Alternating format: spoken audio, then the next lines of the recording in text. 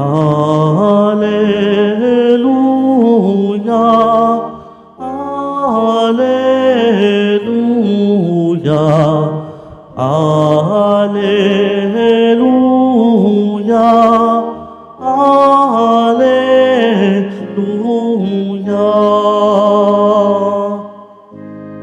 Ang salita mo'y liwanag, tanglaw sa aking paglakad, sa paghakbang sa iyong landas.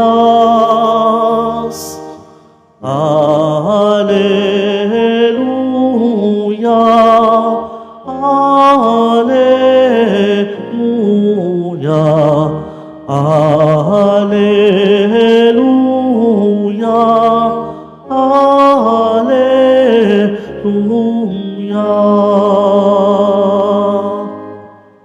Sumainyo ang Panginoon, At sumayo rin. ang mabuting balita ng Panginoon ayon kay San Marcos. Papuri sa iyo, Panginoon. Noong panahong iyon, sinabi ni Jesus sa mga tao, "Sinisindihan ba ang ilawan para itago sa ilalim ng takalan o kaya'y sa ilalim ng higaan? Hindi ba upang ilagay sa talagang patungan? Walang natatago na di malalantad at lihim na di mabubunyag.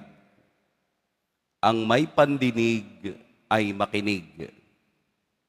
At idinugtong pa niya, "Unawain ninyong mabuti ang inyong naririnig.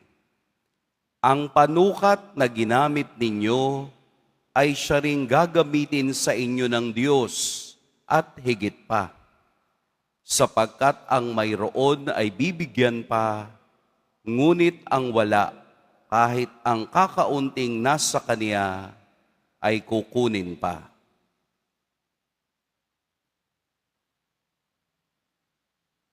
Mga kapatid, ang mabuting balita ng Panginoon. Pinupuri ka namin, Panginoong Jesucristo. Magsipo muna ang lahat.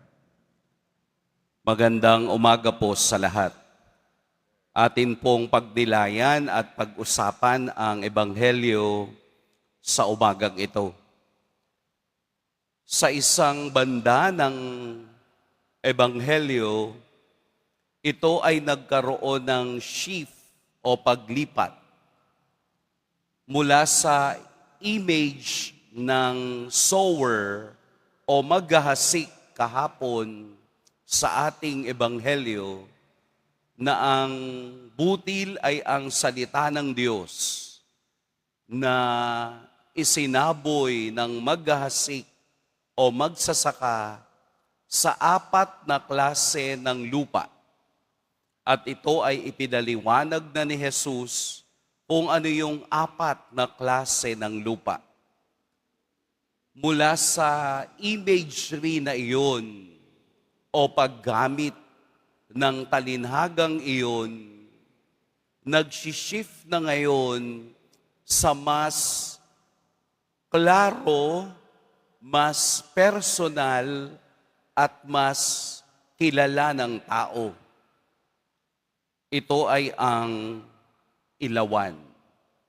Dahil ang ilawan, ang basic need ng tao sa kaniyang pamamahay. Dahil noong panahon na yon, wala pa namang ganitong klaseng ilaw. Lahat ay pinatatakbo ng langis. Kaya ang isang ilawan sa isang pamamahay ay napakahalaga. Kaya ginamit ni Jesus ang image ng ilawan o light. The imagery of light ay napakahalaga dahil ito ay nagtatakda ng focus o daan. Sa isang maliit na tahanan, ang isang ilawan ay napakahalaga. Kaya nga sinabi ni Jesus, everything has this purpose. ang lahat ng bagay ay mayroong katuturan. Katulad ng ilaw, hindi ka magsisindi ng ilaw upang itago mo ito sa takalan o itago mo ito sa ilalim ng higaan. Nagsisindi ka ng ilaw upang matanglawan ang kadiliman, upang matanglawan ang madidilim na lugar. At isang ilaw lang ay napakahalaga na bilang hudyat ng pag-asa. Naalala ko pa kapag brown out, ang tao napakalungkot, di po ba? Tapos pag biglang nag-ilaw, hindi natin alam ba't naghihiyawan yung mga tao.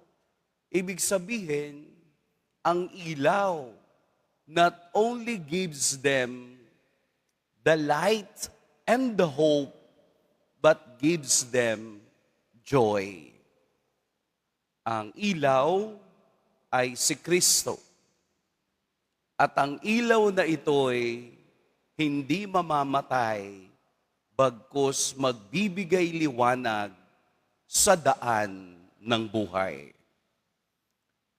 Bakit ginamit ni Jesus ang ilaw? Dahil mula sa bunga ng butil, napunta na ito sa ilaw dahil ang katotohanang itinanim ng Diyos sa bawat isa ay hindi itinatago. Ang katotohanan ay ibinabahagi. Truth must not be hoarded, but it must be broadcast. Ang katotohanan ng Diyos ay nakikita sa bawat isa kahit hindi ka magsalita. Dahil ang katotohanan ang nagbibigay ng pag-asa sa bawat isang mananampalataya na si Kristo'y ilaw na nagbibigay ng liwanag sa dilim ng ating buhay. Wala naman tayong ibang lalapitan if everything fails in us. Kung ang lahat ng bagay ay wala na, wala tayong ibang lalapitan kundi si Kristo bilang liwanag. Sa ganitong punto, kung siya'y liwanag, tayo'y nanghihingi lamang din ng liwanag na iyon para tayo'y makapaglakbay at madala ang liwanag na ito sa ating buhay. Kaya nga minsan itatanong mo, what motivates us to live? Ano yung bagay na nagbibigay sa atin ng lakas upang mabuhay? Marahil ang sagot ng iba, pamilya. Marahil ang sagot ng iba, career. Sagot ng iba, pangarap.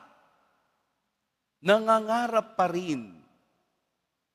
Marahil ang sagot ng iba, pera. Pero kung lahat ng ito'y nawala na, what else will motivate us? Hindi ba't hanapin ang liwanag ng Diyos?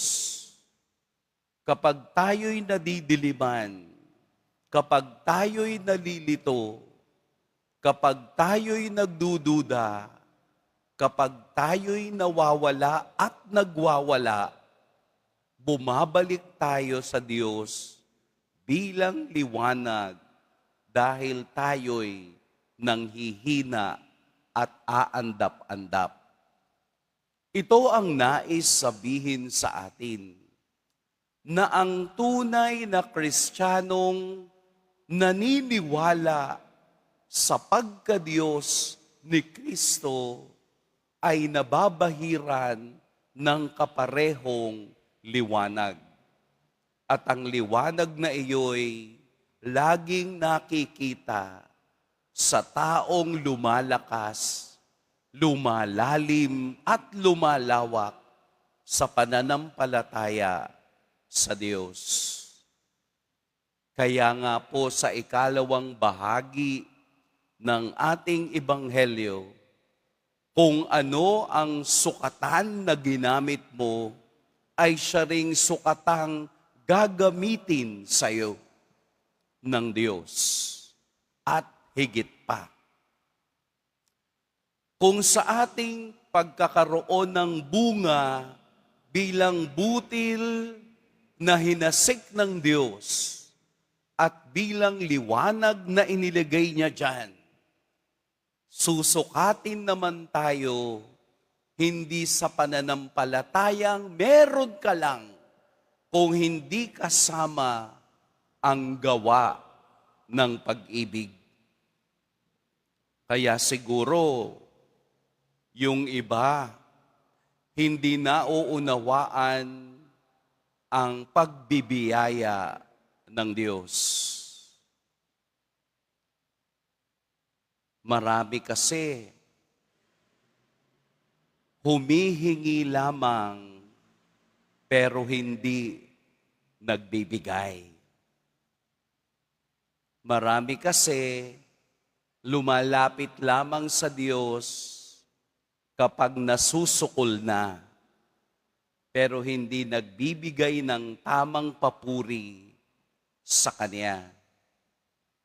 Kaya ang sukatan na ginagamit natin ay siya ring sukatang gagamitin ng Diyos at higit pa sa ating buhay.